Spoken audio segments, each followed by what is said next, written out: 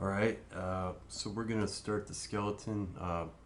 Actually, we don't really start it. What we do is, I already did it, was I rotated the arms back.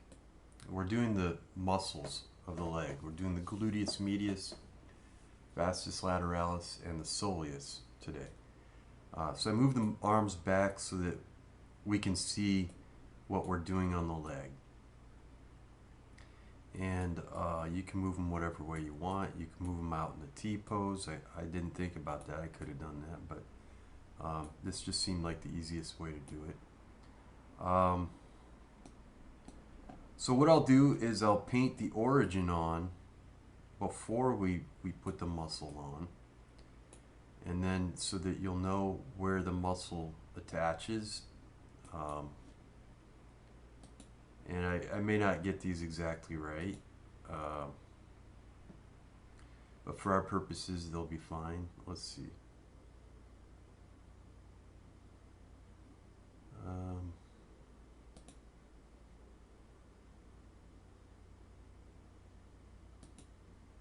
You know, I don't know what. I guess it doesn't really matter. I'm trying to pick something that looks more red to me, but. It won't let me do it, or will it let me do it? Let's see. It doesn't really matter. I don't know why. I don't need to be. Alright, I'm struggling with this. So, that's too dark. Alright. So, how do I. Radius. Here we go.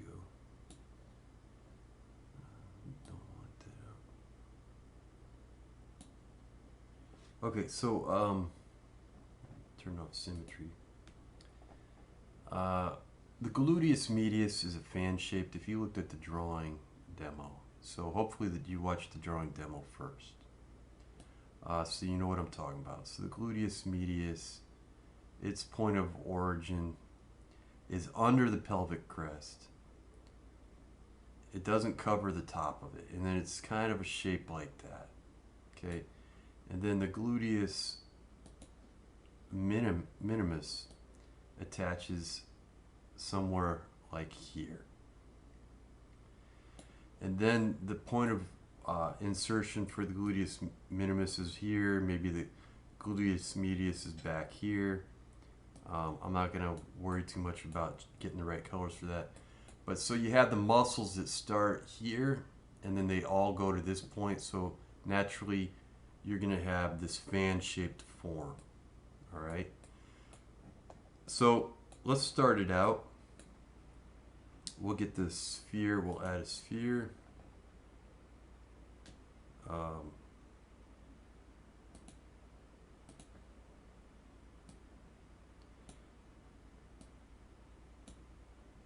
we're going to change that shape, make it thinner. And then rotate it, I suppose, so that it's more on that plane of the pelvic crest. So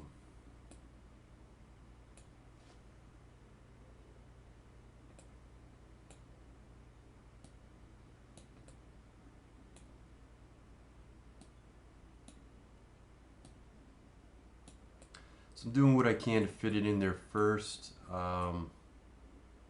Probably could rotate it a little more. I can see this is going to be more trouble than it's worth. It's a very easy muscle to do with clay.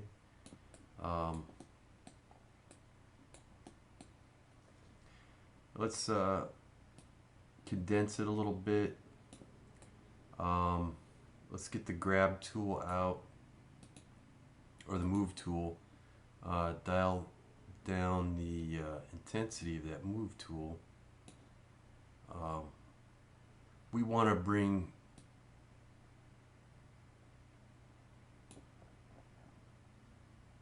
the top of that to attach to that point of origin.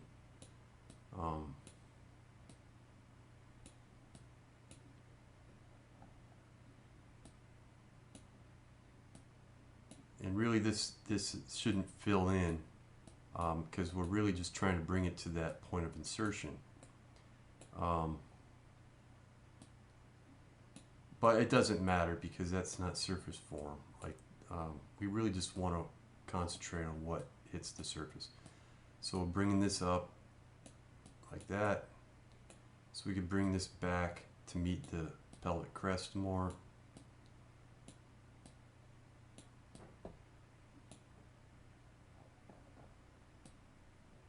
And you think about it as a straight shot from point A to point B, like it was a rubber band. If you're stretching a rubber band from point A to point B. So no like in clay, I would get people that would just be wavy. The muscles be wavy in between and all kinds of stuff. And it's just like, no. Think about it, you know, you'd be dead or something if that happened, you know. That'd be after rigor mortis or something. I don't know. It wouldn't be good. So you want those muscles to be firm and structured. So from straightish line from point A to point B, like a rubber band. Okay, so since that point of insertion on the top of the hip is kind of a small place, and the point of origin on the pelvic crest is a large place, you're automatically going to have this kind of a fan-shaped form, right?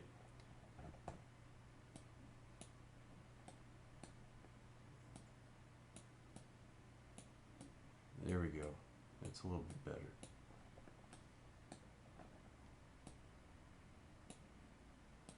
And so I'm sorry that I can't just like make this form. Like in clay, I could kind of make the form as in a demo and then apply it in place. So I could just show you the form on its own.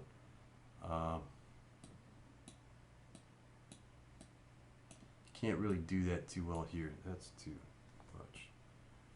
Dial that intensity down. Just flattening it out a little bit.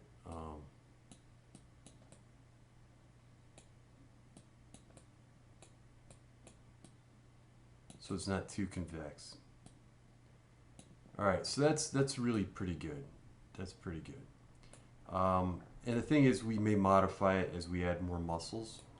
You know, as the gluteus maximus goes on there, we might be like, oh, there's a gap here. We need to fill that in. You know, but for the most part, that's going to work.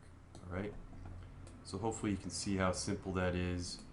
The one plus side is when people were working in clay, they would blend everything together. So like you would no longer know where the pelvis ended or started and the muscle ended or started.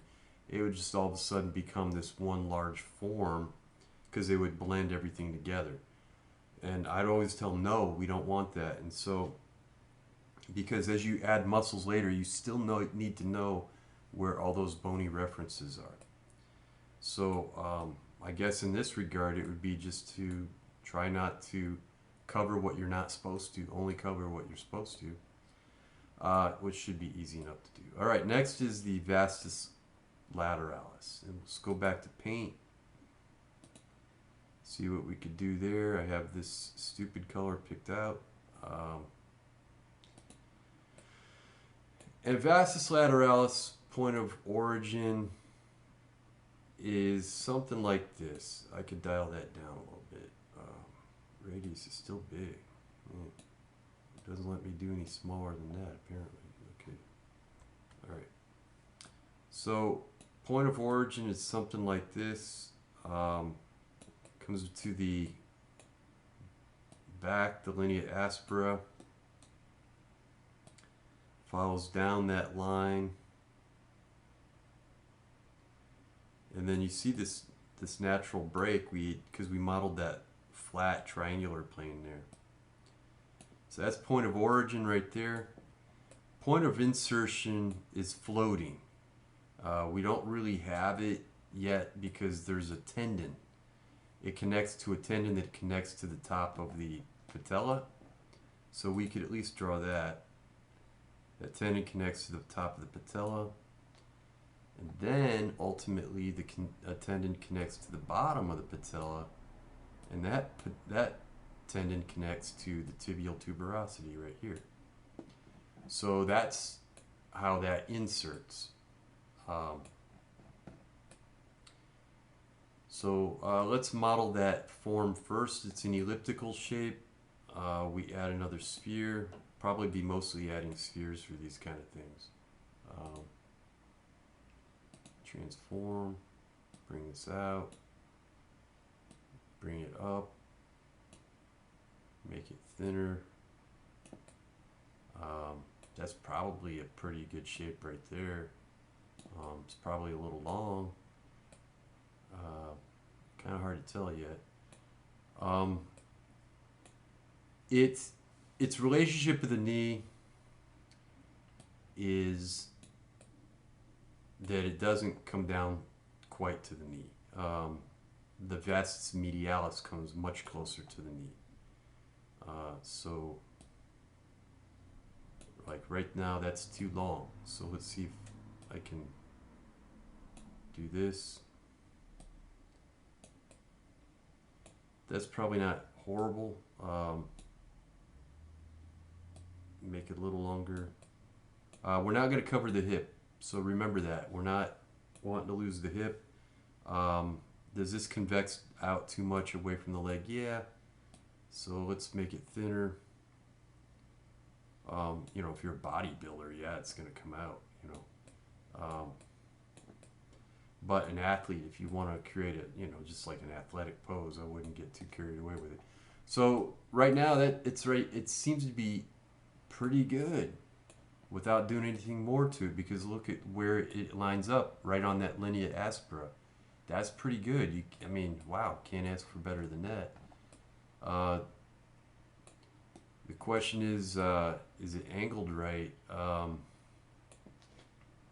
Not too bad. What else did I want to do to it? I don't know. That might be pretty good. Let's angle it just a little bit more towards the knee.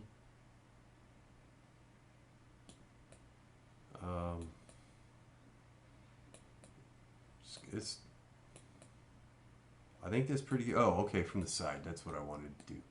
I wanted to angle it this way. So rather than it being true vertical, we're going to angle back towards the knee. We're going to angle it like that. And so we bring this back a little bit more.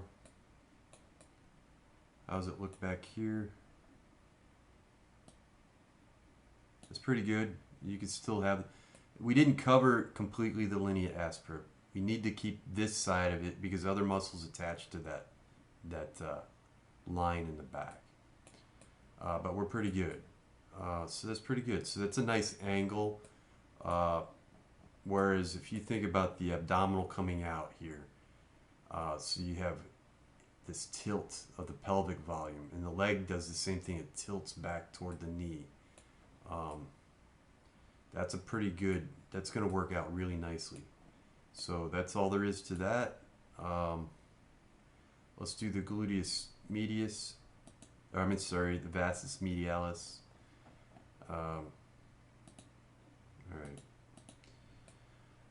Vastus Medialis might be a little trickier. Basically, we could do the same thing. We can compress it like that. Probably compress it this way a little bit. Probably make it a little longer. Maybe come out. The thing is, it's a teardrop muscle, so we're going to probably want to taper it at the top a little bit. So let's see if we could get it kind of placed first before we do anything fancy to it. It comes up, it might come up towards the, you know, upper, you know, a third of the way down, it might start attaching or something. Actually, I think it attaches to the line from the lesser trochanter. So it might be a very narrow, long muscle. Let me see.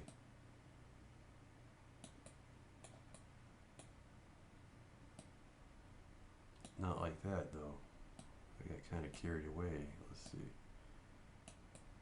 Maybe something like that. Maybe let's put a rotation on it. So let's take a look at it first before I really start putting it in place. So kind of like that. Um, and mostly what we're going to do is we're going to make it teardrop shape at some point. Uh, but let's get it in place first, I think. It comes down closer to the knee. Of the quadriceps muscles, it's the one that comes pretty close to the knee. So yeah, am I gonna have to make this longer? Probably. Let's see. Let's tilt it, get that carrying angle in there.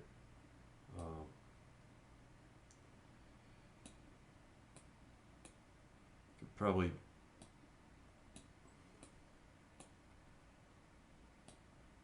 have it come out a little bit more.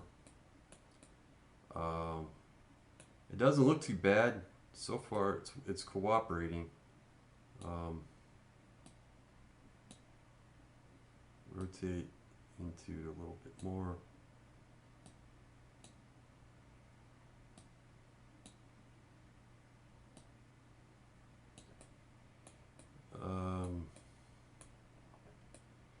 Yeah, I think that actually is not too bad as far as the bulk of it, the location to the knee, the relationship to the Vastus lateralis.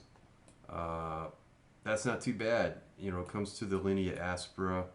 Maybe it's actually covering the linea aspera more than we want because we still need that. There's other muscles that attach in between that, but we at least have this furrow that we could tuck another muscle into, so it's not a big deal. Now this up here could be more tapered, so let's see if the easiest way to do that would be pinch, if pinch is cooperating.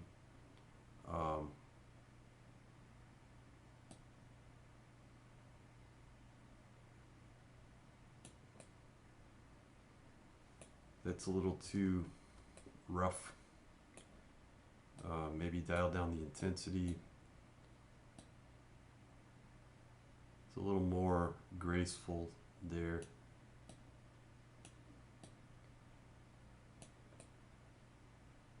And maybe we could push, since we do have a tapered form, we could use the move tool, push that back towards the back of the femur a little bit more.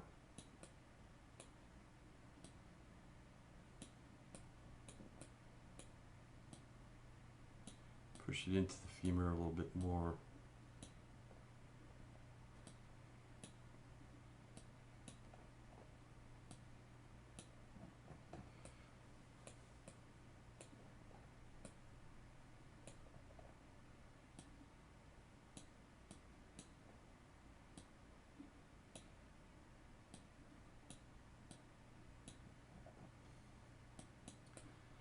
And really probably flatten it a little bit more if we're going to really try to understand what's going on. We want it to be thinner towards the bone. As it moves towards the back of the femur, it's thinner. It comes flatter to that bone. And will we be able to do this successfully? I'm trying to make it so that it's easy enough to do. And really the reason we want to think about that is we have these muscles that connect here. They're called adductor muscles. They connect to the pubic arch, and then they go insert to the back of the femur, right in between these two muscles. And those adductor muscles basically fill in this space right here. So, so having this thinner and flatter towards the back, just, for example, if you're building it in clay, it just makes it easier, you know. In 3D modeling, the forms just overlap. That's a plus, right? That's a plus of 3D modeling, is that you could defy physics that way. Things can float, things can intersect things like ghosts. So yeah, this is not gracefully done, but it's not horrible. So maybe we can pass the smooth tool through, see if that helps a little bit. Sometimes it makes things worse.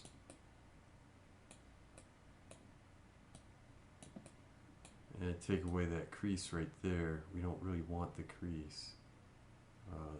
Let's see. All right, that's pretty good. That's not too bad. So we have what should be kind of thought of as teardrop form right here. And if in the front it might appear more teardrop if this were even thinner up the top, you know, as you can see right here. So this will probably work.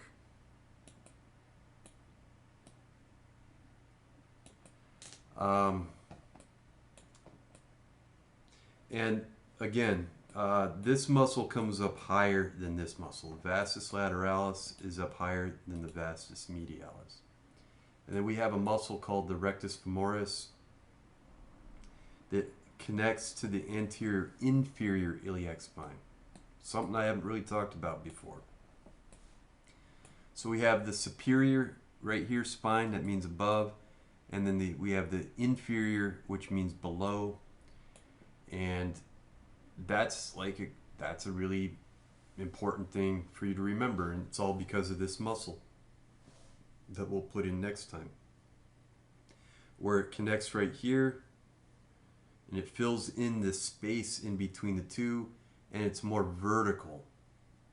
It's got a funny kind of bifurcation. It's like two muscle bellies almost. So it does kind of, it's more tendinous up here, so it tends to kind of want to follow the carrying angle. But you'd be fine if you just thought of it more straight down. That's fine.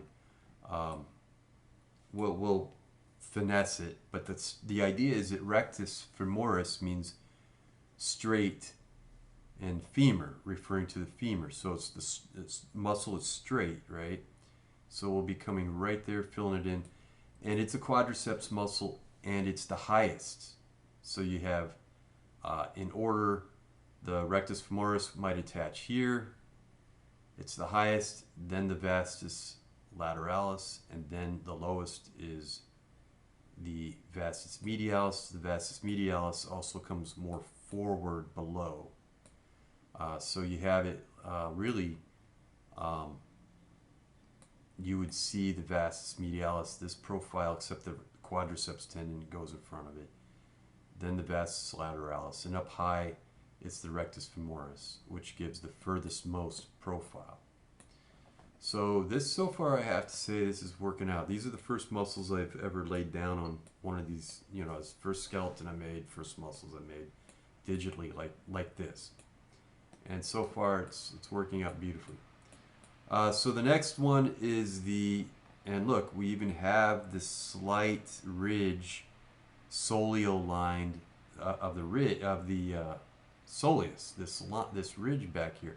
Maybe we could even pronounce it a little more.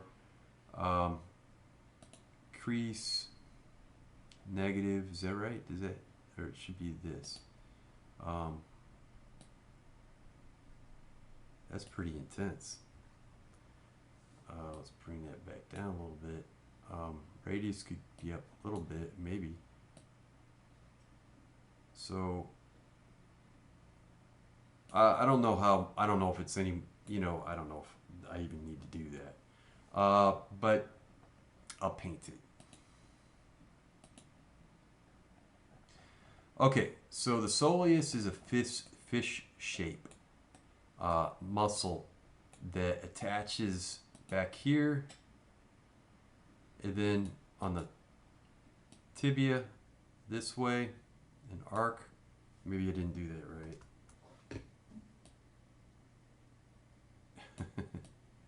Alright, it's just a line.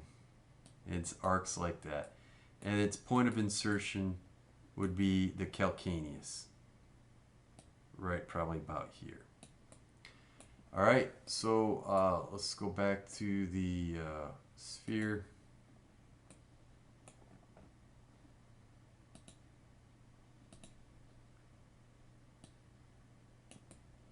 Okay.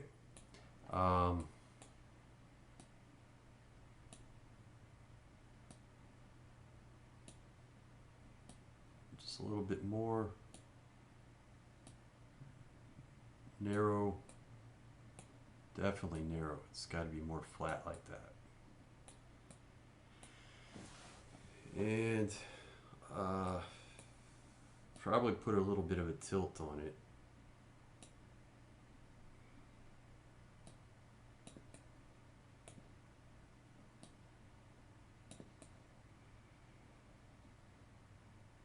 And we could still flatten that out a little bit.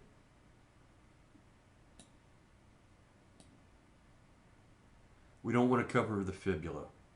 There's other muscles that cover the fibula. That's called the peroneus. The peroneus muscles cover the fibula.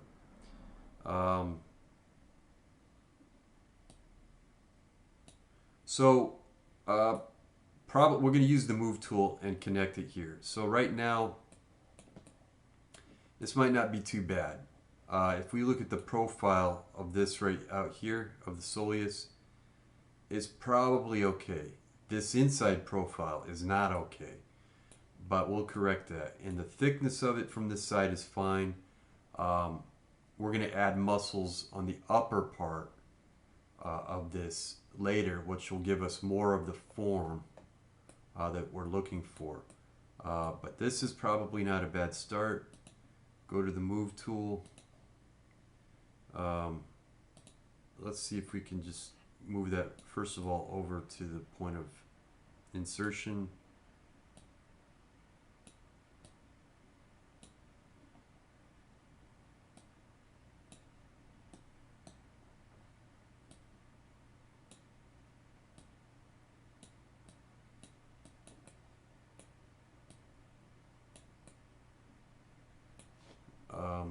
I might use the pinch tool actually.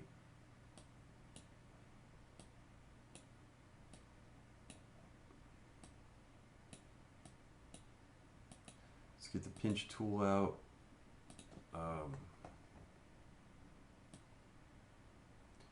Yeah, that works a little better. Because down at the bottom of the soleus, it's more tendon. So it's very thin, kind of cable tight form. So look, the fish is emerging. This is the upper part will be more of a peak. So this is working out. All right. Bring that into the calcaneus a little bit more. It made it thin on the side too. That's not too bad. That probably works out. Sorry about the train. This we could make it more of a sharp, like connecting to the head of the fibula. So it's more of a sharp.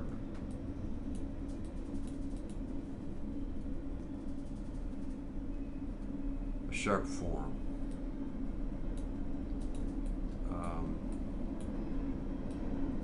Bring it in a little bit more.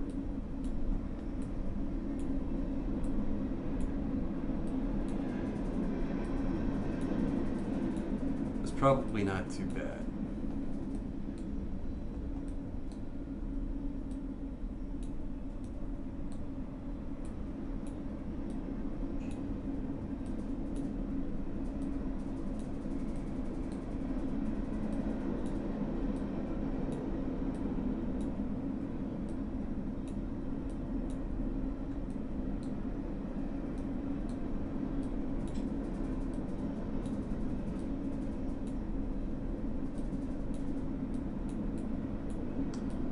Yeah, this is okay. This is working out. The bones, you know, the bones are tricky. Those are very complex shapes. Muscles, though, are like water balloons mostly. What gives the complexity is the the series of muscles that build up to these complex forms, but each muscle individually is kind of a water balloon in that it's this convex form that's filled with liquid. It's making pressure like a water balloon, but it's also like rubber bands where it stretches from point A to point B. So those are things that you want to remember about them. And if you want to achieve certain forms, you'll get it through the layering of other muscles on top of it. So that's what we have right now. So far so good. I can't complain about this. And I would say only do the one side. Don't do both sides. The reason being, one side represents the skeleton, one right side represents the muscles, so that when your model is done, you have, half and half. All right, does this help? Let me highlight the muscles we did.